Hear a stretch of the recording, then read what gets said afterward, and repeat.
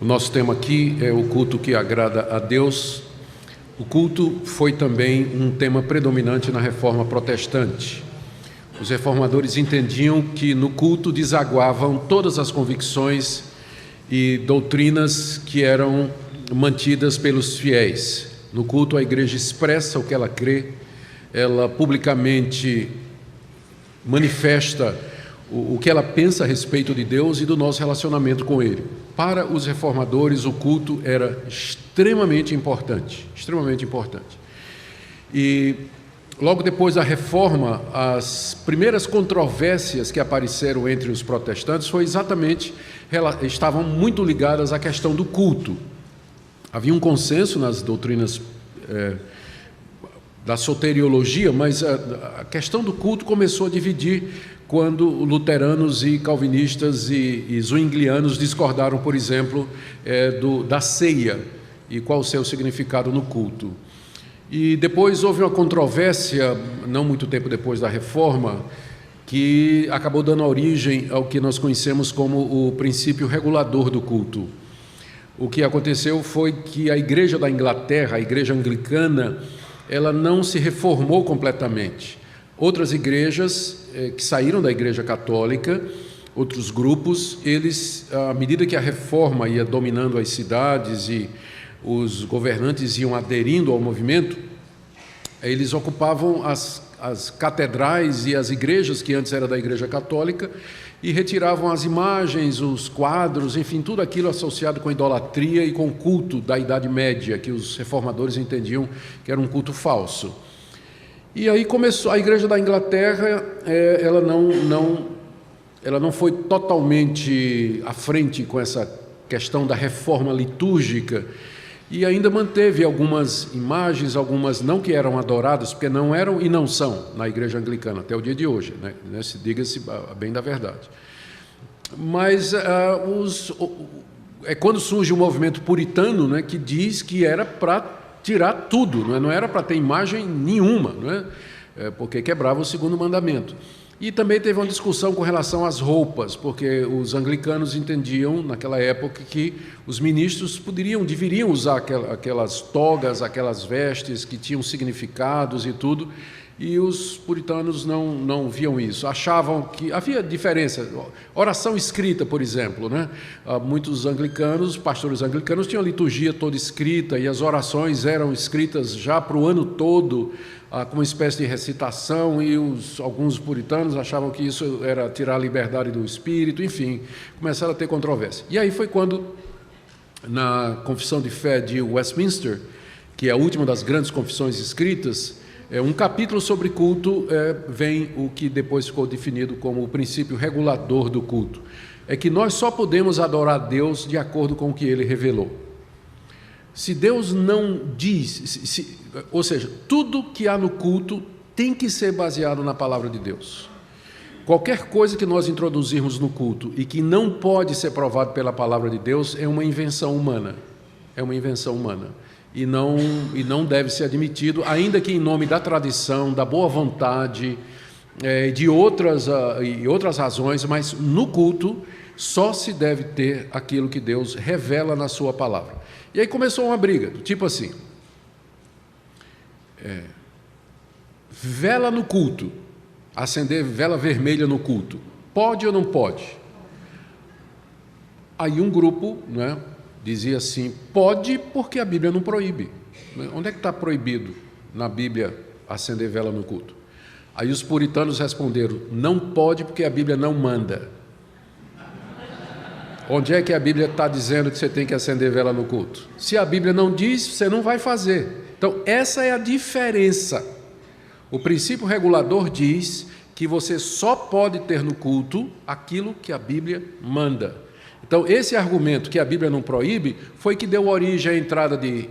A Bíblia proíbe fazer imagens e adorar. Quando as imagens foram introduzidas na Idade Média, o argumento foi que elas não eram para adoração, mas eram didáticas, para provocar fé no coração do povo. Então, em nome de a Bíblia não proíbe, um monte de coisa foi empurrada no culto da Idade Média. Por isso, essa linha dos reformadores, eles insistiram que no culto nós só podemos ter aquilo que a Bíblia determina. E entre os muitos textos que foram usados para demonstrar esse ponto, também o livro de Malaquias foi utilizado algumas vezes para mostrar esse princípio de que o culto que agrada a Deus é aquele culto que ele revelou. Então vamos dar uma olhadinha no que o livro nos diz. Meu objetivo vai ser demonstrar esse ponto, né, de que o culto que agrada a Deus é por ele revelado, e nós não podemos inventar maneira de adorar a Deus. E isso é pertinente porque nós vivemos uma situação em que há muitas introduções de práticas humanas no culto. O livro de Malaquias foi escrito numa época... Deixa eu baixar tudo aqui, né? Desculpa. O livro de Malaquias foi escrito numa época...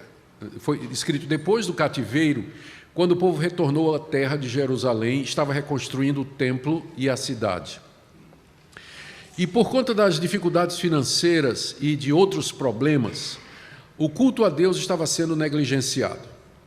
O templo havia sido reconstruído, embora não completamente. Os sacerdotes haviam sido reinstalados no seu serviço, os levitas estavam fazendo o serviço, o sistema de sacrifícios funcionava, mas havia um desânimo muito grande da parte do povo, porque eles esperavam que no retorno Deus abençoaria a nação e lhe daria uma prosperidade muito grande. Mas o povo que voltou do cativeiro foi bem menor do que a quantidade de gente que foi levada. Muita gente ficou na Babilônia, uma parte tinha descido para o Egito.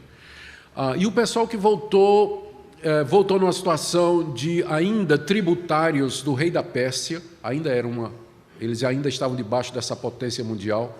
Havia hostilidade dos povos vizinhos, como os amonitas e os moabitas e samaritanos, que dificultavam a reconstrução da nação, e o povo então estava meio que desanimado com relação ao culto a Deus. Eles participavam do culto, mas o coração deles não estava aí. E os sacerdotes, que eram os encarregados de fazer com que o culto fosse feito de acordo com a vontade de Deus, eles estavam sendo omissos.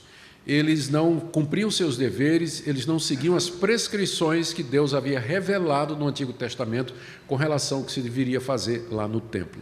É quando Deus levanta o profeta Malaquias.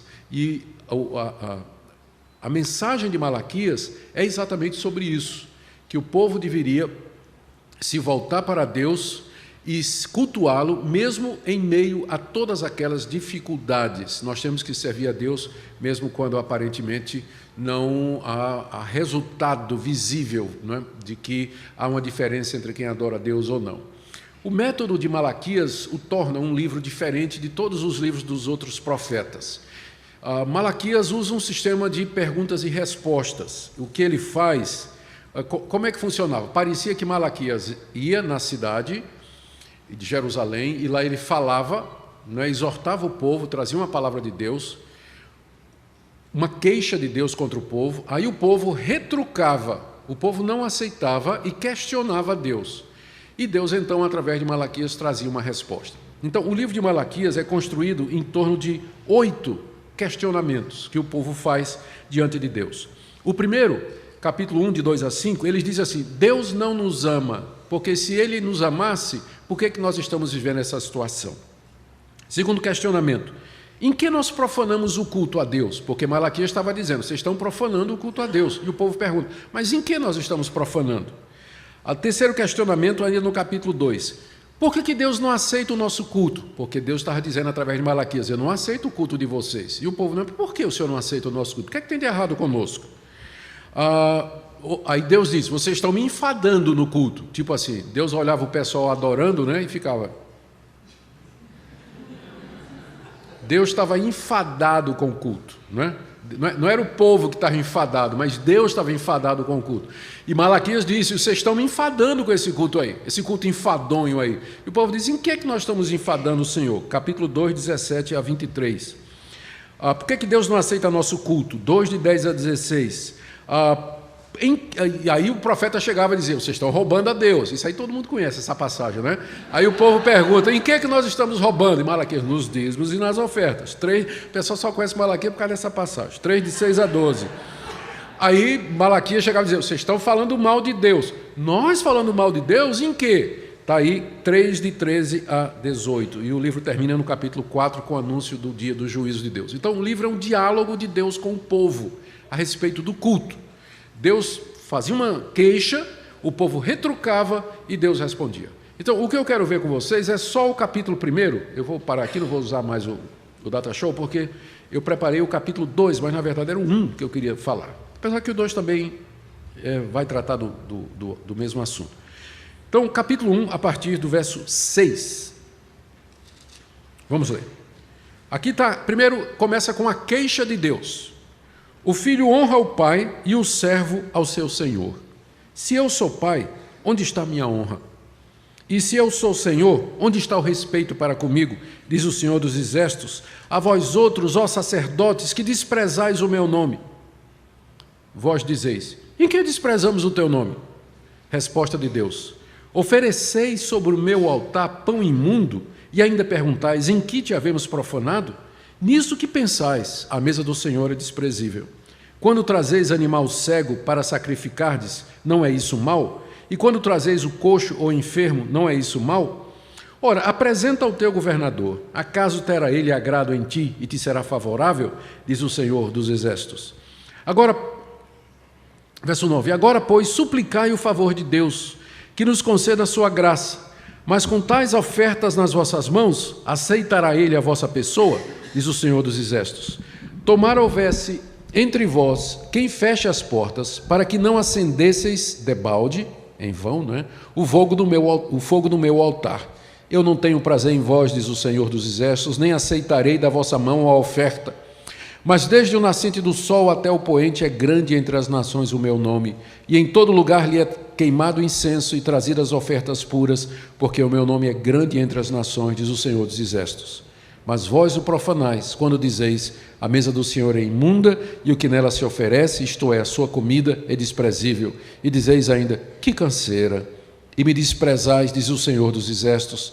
Vós ofereceis o dilacerado e o coxo e o enfermo, assim fazeis a oferta. Aceitaria eu isso da vossa mão, diz o Senhor.